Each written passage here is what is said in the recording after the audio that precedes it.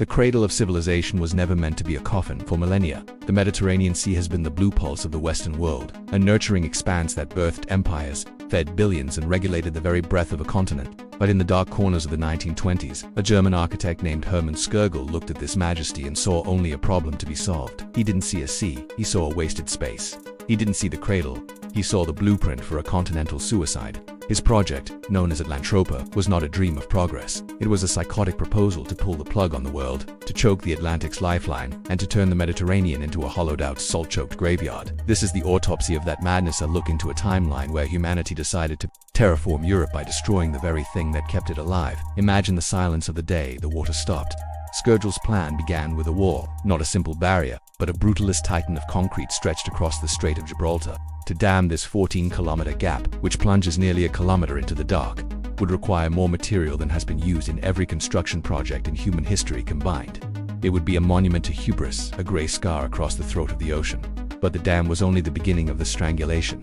Sörgel envisioned a second wall across the Dardanelles to shut out the Black Sea, and a third massive dam connecting Sicily to Tunisia, effectively bifurcating the sea into two shrinking pools of despair. The goal was to lower the water level by 200 meters. The result would have been the largest man-made ecological collapse in history. The architect believed this would bring world peace through energy. He calculated that the water rushing in from the Atlantic through the Gibraltar Dam could generate 50,000 megawatts of electricity, the power of 50 nuclear plants. He called his new supercontinent Eurafrica, a vision of a unified empire powered by a single grid. But physics does not care about the geopolitical fantasies of men.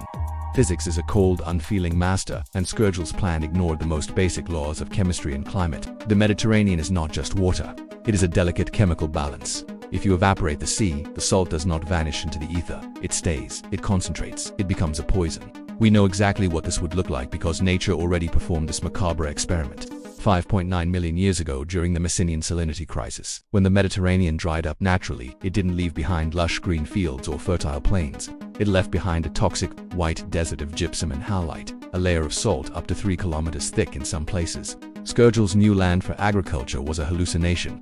You cannot farm on a block of pure sodium chloride. You would be attempting to grow life on a surface that is fundamentally hostile to the very concept of biology. The new land would not be a garden. It would be a blinding white abyss where the only thing harvested is death. Furthermore, the salt would not stay in the basin. The wind, a restless and indifferent force, would pick up the fine, toxic salt dust and carry it north. This would be the salting of the earth on a continental scale. The legendary vineyards of France, the olive groves of Greece, the fertile valleys of Italy all would be coated in a layer of corrosive dust. The atmosphere would become a delivery system for a chemical plague. Europe wouldn't become a superpower. It would become a jerky factory, a scorched relic of a world that thought it could outsmart the ocean. But the atmospheric horror goes deeper. Water has an immense specific heat capacity. It acts as a giant planetary air conditioner. The Mediterranean absorbs the scorching heat of the summer and releases it slowly in the winter, creating the pleasant climate that has allowed civilization to flourish for 5,000 years.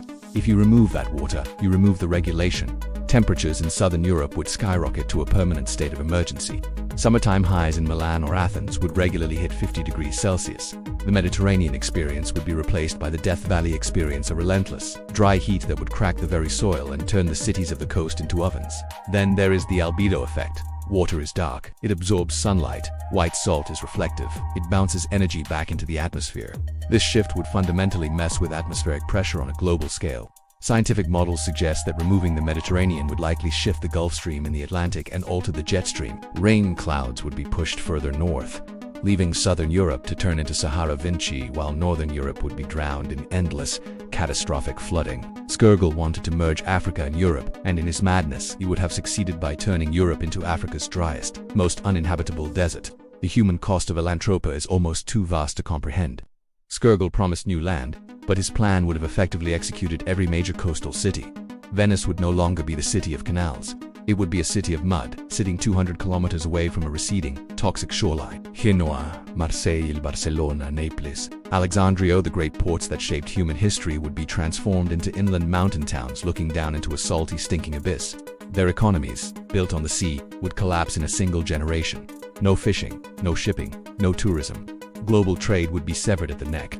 The Suez Canal, which works because the Mediterranean and the Red Sea are level, would become a useless waterfall. The world economy wouldn't just decline, it would break.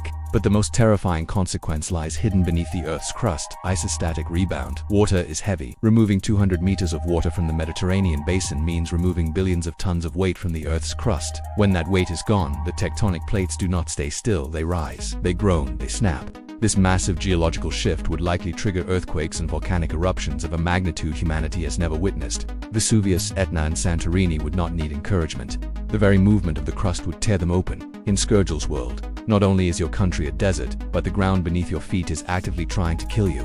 Why was this never built? It is a chilling fact that even the Nazis, a regime obsessed with occult magic and gargantuan engineering, thought Sörgel was too crazy. He pitched his death dam to everyone: the architects, the Third Reich, the Allies after World War II.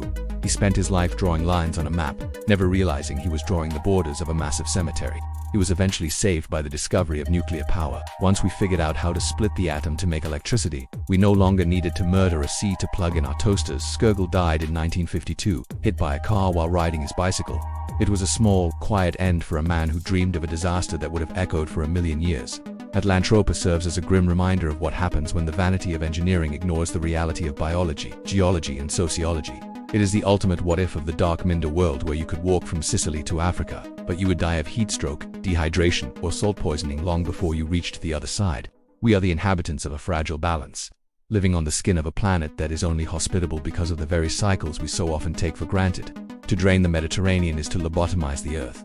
As you look at the map today, see the blue. Understand that that blue is not just water, it is a shield. It is the thermal buffer that keeps the desert at bay and the earthquakes in check.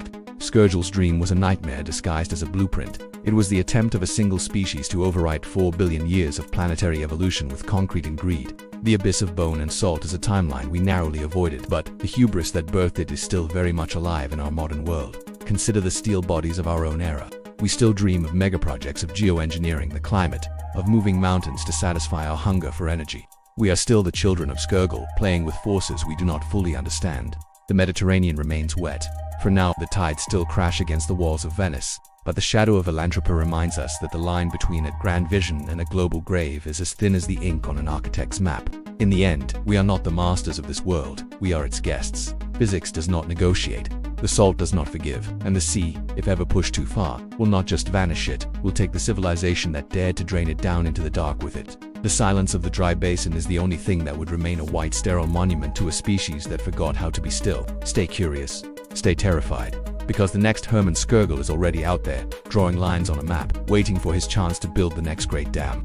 And remember, just because you can build a wall, doesn't mean you should choke the world. The abyss is waiting, and it doesn't need water to drown us. It only needs our silence. It only needs our salt. The night is long, and the desert is growing. Don't let the sea go dry. Until next time, look at the horizon and be grateful for the blue. Because in the dark timeline, there is only white, there is only salt, there is only the end.